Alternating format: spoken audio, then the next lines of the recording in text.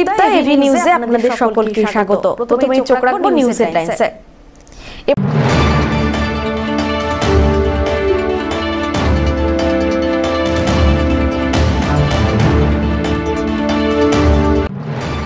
চোর ধরো জেলে ভরো আন্দোলনকে সামনে রেখে জলপাইগুড়ি আসছেন বিজেপির রাজ্য সভাপতি সুকান্ত মজুমদার।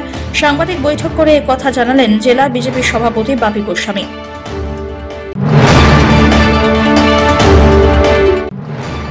টোটোপাড়ার জলের সমস্যার সমাধানের জন্য রাজ্য সরকারের দৃষ্টি আকর্ষণ করতে টোটোপাড়ায় পৌঁছলেন অনগ্রসর শ্রেণী কল্যাণ দপ্তরের বিধানসভার স্ট্যান্ডিং কমিটির সদস্যরা।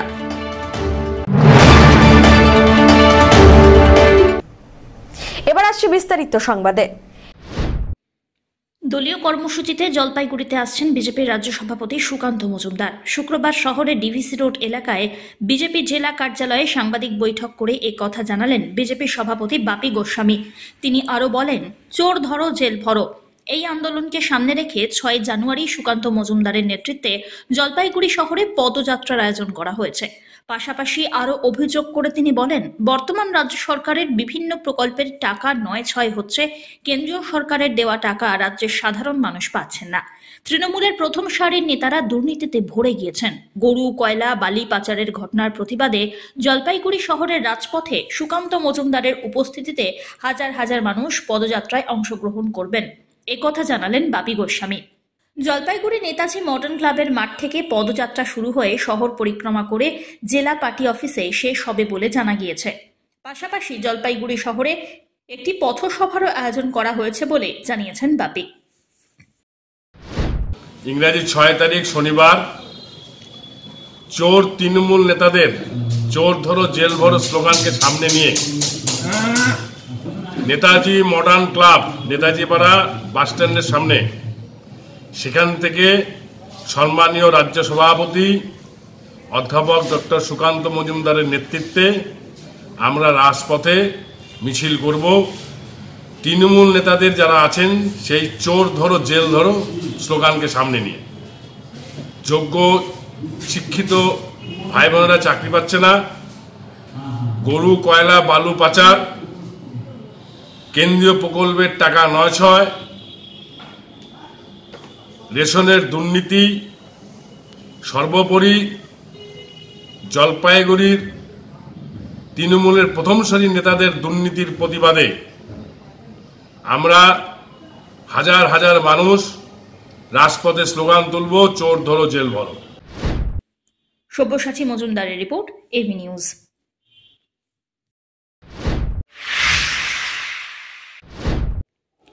টোটোপাড়ার জলের সমস্যা সমাধানের জন্য রাজ্য সরকারের দৃষ্টি আকর্ষণ করবে স্ট্যান্ডিং কমিটি। টোটোপাড়ার মানুষদের সমস্যার কথা শুনতে টোটোপাড়ায় পৌঁছলেন অনগ্রসর শ্রেণী কল্যাণ দপ্তরের বিধানসভার স্ট্যান্ডিং কমিটির সদস্যরা। অনগ্রসর শ্রেণী কল্যাণ স্ট্যান্ডিং কমিটির 10 জন বিধায়ক টোটোপাড়ায় যান। ধনিরাম টোটো স্ট্যান্ডিং কমিটির কাছে সমস্যার কথা তুলে ধরলেন। শুখা মরশুমে জলের সমস্যা চরমে উঠবে বলেই মনে করছেন টোটোরা। এদিন টোটোপাড়ার বিভিন্ন এলাকা ঘুরে দেখেন স্ট্যান্ডিং কমিটির সদস্যরা। অনগ্রসর শ্রেণী কল্যাণ দপ্তরের বিধানসভার স্ট্যান্ডিং কমিটির চেয়ারম্যান তথা রাজগঞ্জের বিধায়ক খগেশ্বর রায় জানিয়েছেন, একাধিক সমস্যা সমাধান করা হয়েছে। জলের সমস্যার সমাধানের জন্য স্বাস্থ্য কারিগরি দপ্তর কাজ করছে। অপরদিকে টোটো কল্যাণ সমিতির সভাপতি অশোক টোটো জানিয়েছেন, শুখা মরশুমে ভুটানের ঝোড়া থেকে জল আসত। করোনার পর থেকে জলের পাইপ ফেটে যাওয়ায় জলের সমস্যা আরও তীব্র হয়েছে। আমরা নিশ্চয়ই আপনারা জানেন, আমরা পরশুদিন থেকে শুরু হয়েছি পশ্চিমবঙ্গ বিধানসভার বিসিডব্লিউ স্ট্যান্ডিং কমিটির পক্ষ থেকে।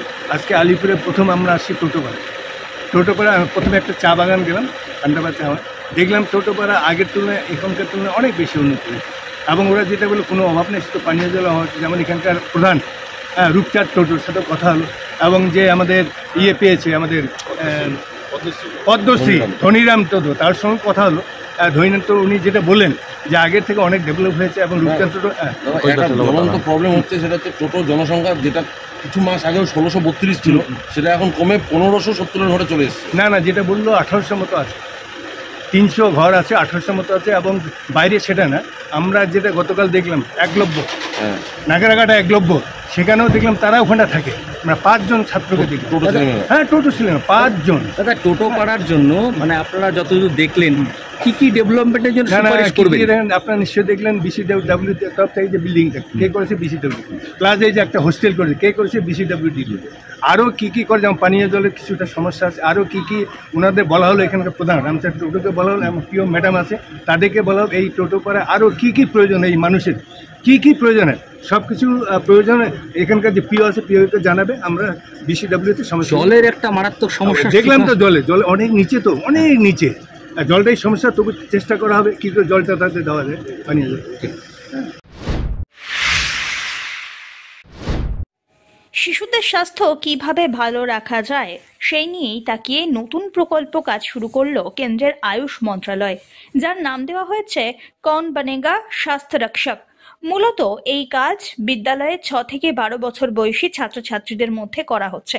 কাজের দায়িত্ব পাওয়া ইন্টারন্যাশনাল ন্যাচুরোপ্যাথি অর্গানাইজেশনের পশ্চিমবঙ্গের দায়িত্বে থাকা কনভেনর শ্যামলী চক্রবর্তী জানান, দেশের অন্যান্য রাজ্যে এই কাজ শুরু করা হয়েছে। এই রাজ্যে এই প্রকল্পের কাজ শুরু হয়েছে গত বছর 1 নভেম্বর থেকে, তবে চলতি বছর 31 সেপ্টেম্বর পর্যন্ত এটি চলবে বলে জানা গিয়েছে। মূলত স্বাস্থ্য বিষয়ে ছাত্রছাত্রীর বই দেওয়ার পাশাপাশি বিষয় নিয়ে পরীক্ষাও নেওয়া হবে বলে জানানো হয়েছে। সংগঠনের পক্ষ থেকে বিভিন্ন স্কুলে ক্যাম্পেনিং করা হচ্ছে। খাদ্যাভ্যাস থেকে শুরু করে প্রাণায়াম সবকিছুই শেখানো হচ্ছে সেখানে। শুক্রবার জলপাইগুড়ি প্রেস ক্লাবে এই বিষয়ে এক সাংবাদিক বৈঠক করা হলো। এটা অ্যাকচুয়ালি ইন্টারন্যাশনাল ন্যাচুরোপ্যাথি অর্গানাইজেশন থেকে হচ্ছে, যেটা আইএনও, আর এটা supported by ministry of AYUSH, government of India. এটা আমরা দুটো প্রজেক্ট নিয়ে কাজ করছি। আমাদের বিগত অনেক বছর ধরে এই প্রজেক্টের উপরে কাজ চলে এবং আমি লাস্ট ইয়ারও এখানে এসেছিলাম প্রেস মিটেতে। তো লাস্ট ইয়ার আমরা ন্যাচুরোপ্যাথির উপরেই কাজ করেছি। এবার আমরা আরেকটা প্রজেক্ট অ্যাড করেছি, যেটা লাস্ট ইয়ারে হয়েছিল কৌন বনেগা স্বাস্থ্য রক্ষক, যেটা বাচ্চাদের নিয়ে হচ্ছে, যে স্বাস্থ্য কী করে রক্ষা করা যায় এটার উপরে একটা এক্সাম হচ্ছে অনলাইনের মাধ্যমে। যখন বাচ্চারা এই এক্সামটা দেবে তখন ওরা বুক প্রোভাইড করা হবে, বুক পড়ে বাচ্চাগুলো এক্সাম দেবে। আর এই এক্সামগুলো মাল্টিপল কোশ্চেনের উপরে হয়, 50 কোশ্চেন থাকে, প্লাস স্যাম্পলও দেওয়া হয়। আর আমরা স্কুলে গিয়ে বুক ডিস্ট্রিবিউট করছি। উদ্দেশ্যটা কি বাচ্চাদের এভাবে তৈরি করা, আপনারা কিভাবে তৈরি করতে চাইছেন? বাচ্চাদের উদ্দেশ্য এটাই হলো, যখন বাচ্চারা বইগুলো খুলবে, পড়বে, তখন বুঝবে যে ন্যাচুরোপ্যাথি কী আর আমাদের শরীরকে কী করে সুস্থ রাখা যায়। যেমন আজকাল বাচ্চারা প্রচণ্ড বাইরের জিনিস খায়, যখন এই বইগুলো পড়বে ওরা বুঝতে পারবে যে ওদের খাদ্য তালিকাটা কী হওয়া উচিত। ওগুলো জাঙ্ক ফুড খেয়ে ওদের শরীরে ওরা কতটা নিজেদের ক্ষতি করছে। তো আমাদের উদ্দেশ্য হচ্ছে বাচ্চাগুলো যখন বইগুলো পড়বে, বাচ্চাগুলো বুঝবে যে ন্যাচুরোপ্যাথি কী। সেক্ষেত্রে কি শুধু বই পড়ার উপরে আপনারা সীমাবদ্ধ থাকছেন, নাকি আপনারা নিজেরাও সে বাচ্চার গার্জিয়ানের সাথে কথা বলে কিভাবে তাদের ফুড? না, আমরা যেমন স্কুলে ভিজিট করছি আর আমার সাথে টিম কাজ করে, আমি যেমন অন্য জায়গায় ঘুরে ঘুরে কাজ করছি, তো ওখানে গিয়ে আমি ট্রেনিং দিই আর আমি সার্ভে করছি সব জায়গায় গিয়ে। ট্রেনিংয়ের মাধ্যমে যেমন প্যারেন্টসরা থাকে বা আমাদের মেম্বার আছে, ওনাদেরকে ট্রেনিং দিয়ে আমরা বোঝাই যে কী করে বাচ্চাদের বোঝাতে হবে, স্কুলে গিয়ে কী করে টিচারদের সাথে কথা বলতে হবে, বাচ্চাদের বোঝাতে হবে, এটাই আমাদের উদ্দেশ্য। সব্যসাচী মজুমদারের রিপোর্ট, এভি নিউজ।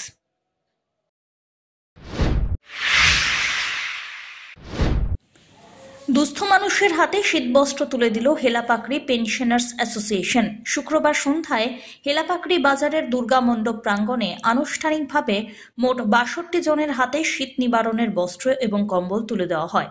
উপস্থিত বিশিষ্ট মানুষেরা দুস্থের হাতে কম্বল তুলে দেন। এলাকার বিভিন্ন ক্লাব, স্বেচ্ছাসেবী সংগঠন, ব্যবসায়ী সমিতি এবং রাজনৈতিক দলের প্রতিনিধি সহ অন্যান্য বিশিষ্টজনেরা অনুষ্ঠানে উপস্থিত ছিলেন।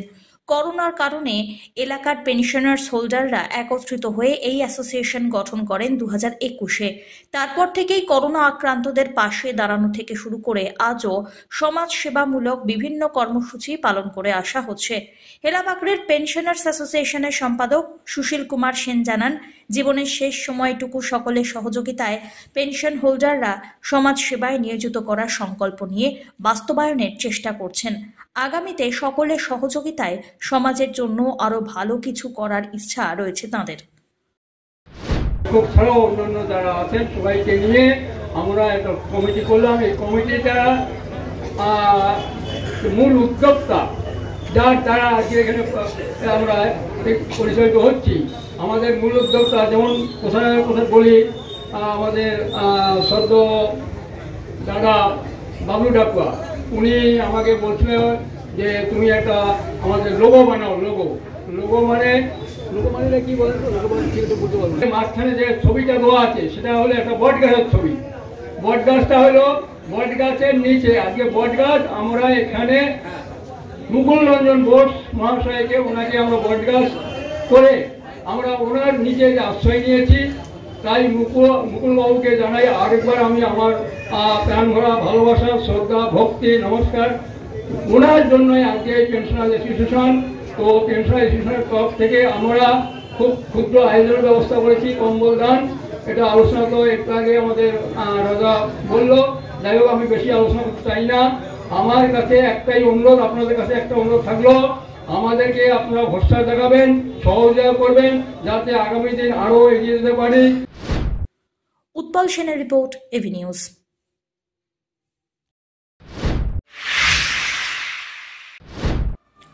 আবহাওয়ার তারতম্যে যথেষ্ট প্রভাব পড়ছে আলু চাষে। আলু চাষের মরশুম শুরু হলেও আবহাওয়ার খামখেয়ালিপনায় এর উৎপাদনের ক্ষেত্রে যথেষ্ট সমস্যা হচ্ছে, এমনটাই দাবি। প্রত্যেক বছর জলপাইগুড়ি জেলায় ব্যাপক পরিমাণে আলুর চাষ হয়। আলু চাষে যেমন শীত দরকার, তেমনি হালকা রোদেরও প্রয়োজন আছে।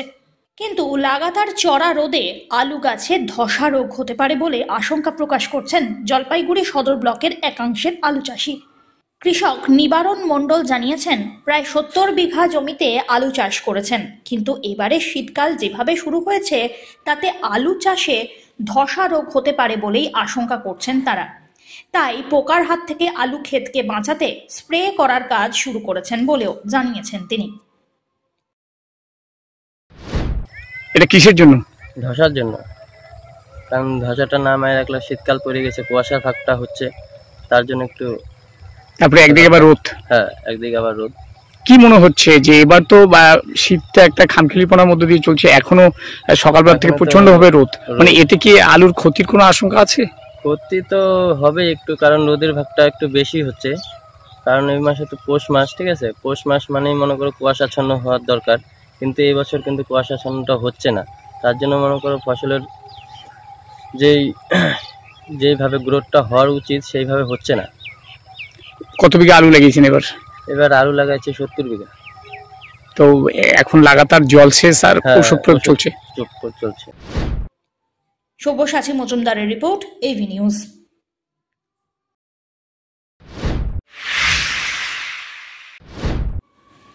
মহিলাদের নিয়ে ক্রিকেট টুর্নামেন্টের আয়োজন। সিএবি পরিচালিত আন্ডার 18 গার্লস ক্রিকেট টুর্নামেন্ট জলপাইগুড়িতে অনুষ্ঠিত হচ্ছে জলপাইগুড়ি JYMM ক্লাবের ময়দানে। ডিএসএর তত্ত্বাবধানে এই ক্রিকেট টুর্নামেন্টটি অনুষ্ঠিত হচ্ছে। 3 জায়গা থেকে মহিলা ক্রিকেট খেলোয়াড়রা এখানে অংশগ্রহণ করছেন, চন্দননগর, বর্ধমান ও মানভূম। মেয়েরাও ক্রিকেট টুর্নামেন্টের প্রতি আগ্রহ বাড়াচ্ছেন, এমনটাই মনে করছেন ক্রীড়াপ্রেমীরা। সিএবি পরিচালিত আন্ডার 18 গার্লস এই জোনাল ক্রিকেট খেলা হচ্ছে আমাদের জলপাইগুড়িতে। আমরা ডিএসএর পরিচালনায় এই খেলা আমরা অনুষ্ঠিত করছি JYM-এর মাঠে। এখানে 3টে টিম আসছে, চন্দননগর, বর্ধমান এবং মানভূম। গতকাল মানভূম এবং বর্ধমানের খেলা হয়ে গেছে, বর্ধমান উইন করেছে। আজকে খেলা হচ্ছে চন্দননগর এবং মানভূম, আর কিছুক্ষণের মধ্যেই শুরু হবে। আমরা আশা করি এই খেলা থেকে প্রচুর মেয়েরা, বাচ্চা মেয়েরা, এরা ভালো জায়গায় যাবে এবং আগামী দিনে আমাদের স্টেটের এবং কান্ট্রির হয়ে খেলাধুলা করবে। কয় তারিখ পর্যন্ত চলবে এটা? এটা কালকে পর্যন্ত, আগামীকাল, মানে 7 তারিখ পর্যন্ত। এই যে মেয়েদের যে এখন টুর্নামেন্টগুলো হচ্ছে, এটা তো মানে অনেকটাই কম আগে ছিল, এখন তো অনেকটাই বেড়েছে। হ্যাঁ, সিএবি এখন করছে, পরিচালনা করছে যাতে মেয়েদের মধ্যে প্রমোট হয়। আপনারা জানেন যে শিলিগুড়ির আমাদেরই এখানকারই নর্থ বেঙ্গলের মেয়ে রিচা শর্মা, সেও নর্থ বেঙ্গলের মেয়ে। সুতরাং মেয়েদের খেলাধুলার চর্চা থাকলে এখান থেকে আরও প্রচুর ক্রিকেটার হতে পারে। অমিত বণিকের রিপোর্ট, এভি নিউজ।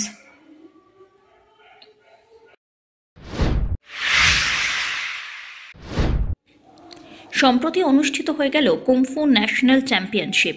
অসম, মণিপুর, ঝাড়খণ্ড, পশ্চিমবঙ্গ, মহারাষ্ট্র, কেরালা, তামিলনাড়ু রাজ্য থেকে মোট 300 খেলোয়াড় অংশ নেন সেখানে। প্রতিযোগিতায় বেঙ্গল কুম্ফু অ্যাসোসিয়েশনের বাংলা হয়ে খেলে দ্বিতীয় স্থান লাভ করে। পশ্চিমবঙ্গ থেকে মোট 27 জন খেলোয়াড় অংশগ্রহণ করেন সেখানে, তারই মধ্যে সোনা জয় করেন 20 জন, রূপ বিজয়ীদের সংখ্যা 15 এবং ব্রোঞ্জ পেয়েছেন 12 জন। মোট 47টি মেডেল অর্জন করেন তারা। বেঙ্গল কুম্ফু অ্যাসোসিয়েশনের দায়িত্বে গৌতম রায়, চঞ্চল সিংহ এবং স্বপন রায় রয়েছেন। हम लोग नेशनल चैंपियनशिप के लिए आसनसोल चित्तरंजन गए थे। मैं फाइट में सिल्वर मेडल पाई और लॉन्ग वेपन्स में मुझको गोल्ड मिला है। हम लोग वहाँ पे गए और अच्छी तरह से हम लोग खेले और हम सबको मेडल मिला। आगे आगे आगे क्या करने का ये रहता है? हम लोग ऐसे ही आगे जाते रहेंगे और मेडल सब जीतते रहेंगे। उसके बाद अपने माता पिता का नाम रोशन करते रहेंगे, अपने सर का ऐसे ही नाम रोशन करते रहेंगे। पूरा दुनिया में हम लोग अच्छी तरह से खेल सकेंगे, इसके लिए हम ऐसे ही प्रैक्टिस करते रहेंगे। তো আমাদের টিম সারা বছর নেয়, যেমন সারা বছর প্র্যাকটিস করে, তার সাথে সাথে তারা রেজাল্টও আনতে পারে, এটা তারা প্রমাণ করে দিল। আসানসোল চিত্তরঞ্জনে 30-31 তারিখে ডিসেম্বর মাসের 2023 ন্যাশনাল কুম্ফু চ্যাম্পিয়নশিপে মোট 8টি স্টেট এসেছিলো, তাতে আমাদের পশ্চিমবঙ্গ ছিল। এবং সেই ন্যাশনাল চ্যাম্পিয়নশিপে আমাদের টিম ভালো সাফল্য নিয়ে এসছে। মেডেল তালিকাতে তারা সেকেন্ড স্থান অর্জন করেছে। এবং আমাদের সর্বমোট যে মেডেল এসছে 20 জন এসছে গোল্ড মেডেলে, 15 জন এসছে সিলভার মেডেলে, আর ব্রোঞ্জ মেডেল এসছে 12 জন। চা বাগানের মেয়েরা কতটা সাফল্য তো আনতে পারছে এখন? চা বাগানে তো আমাদের খুব ভালো রেজাল্ট হচ্ছে। চা বাগান থেকে যেসব বাচ্চারা আসছে, প্রথমে খুব কম সংখ্যায় বাচ্চারা আসছিল, কিন্তু বিগত আমাদের কয়েক বছর ধরে তারা খুব এনার্জেটিক এবং তাদের পরিবার থেকেও তারা পাঠাচ্ছে বাচ্চাদেরকে তারা তৈরি করার জন্য। এবং আমরা যথাসম্ভব চেষ্টা করছি যে বাচ্চারা এগিয়ে যাক, এবং তারা রেজাল্ট এনেছে।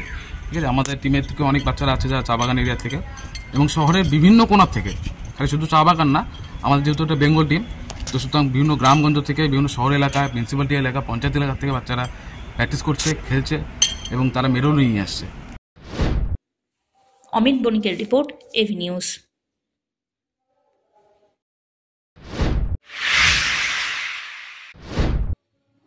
জলপাইগুড়ির রায়কতপাড়ার চাইল্ড ওয়েলফেয়ার হোমের বার্ষিক ক্রীড়া প্রতিযোগিতা অনুষ্ঠিত হয়ে গেল পূর্বাঞ্চল উচ্চ মাধ্যমিক বিদ্যালয়ের খেলার মাঠে।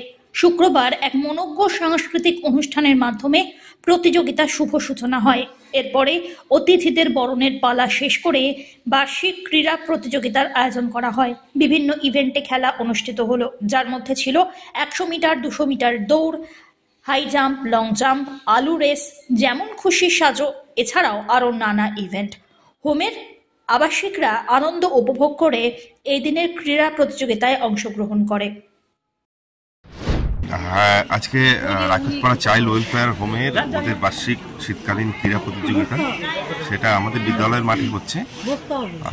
গত বছরও ওরা ওদের এই ক্রীড়া প্রতিযোগিতাটা আমাদের এখানেই অনুষ্ঠিত করেছিল। মূলত হোমে যারা আবাসিকা রয়েছে তাদের বেশিরভাগটাই আমার স্কুলেরই ছাত্রী, এবং ওরা এটা করছে এবং আমরা সহযোগিতা করছি। কি কি ইভেন্ট রয়েছে এখানে? লং জাম্প রয়েছে, হাই জাম্প রয়েছে, 100 মিটার স্প্রিন্ট রয়েছে, আরও কিছু ইভেন্ট রয়েছে। তা ওরা উৎসাহ লাভ করবে অন্যান্য ছাত্রদের সঙ্গে এই প্রতিযোগিতায় অংশগ্রহণ করে। এবং আগামী 11 তারিখে আমাদের বিদ্যালয়েরও বার্ষিক ক্রীড়া প্রতিযোগিতা রয়েছে, এবং আমার ছাত্রছাত্রীরা যারা ভলেন্টিয়ারের কাজে অংশগ্রহণ করছে, সকলের দ্বারা ওরাও নিজেরাও সমৃদ্ধ হবে। ঠিক আছে। অমিত বণিকের রিপোর্ট, এভি নিউজ।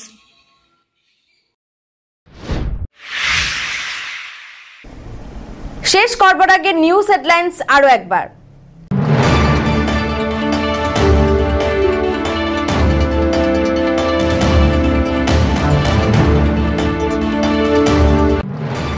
চোর ধরো জেলে ভরো আন্দোলনকে সামনে রেখে জলপাইগুড়ি আসছেন বিজেপির রাজ্য সভাপতি সুকান্ত মজুমদার। সাংবাদিক বৈঠক করে একথা জানালেন জেলা বিজেপির সভাপতি বাপি গোস্বামী।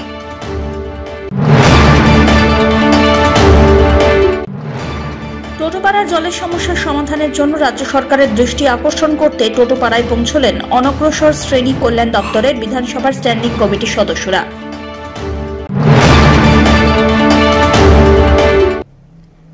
এখনকার মতন এভি নিউজ এ পর্যন্তই। পরবর্তীতে আসছি আরো সংবাদ নিয়ে। দেখতে থাকুন আমার ভিশন। নমস্কার।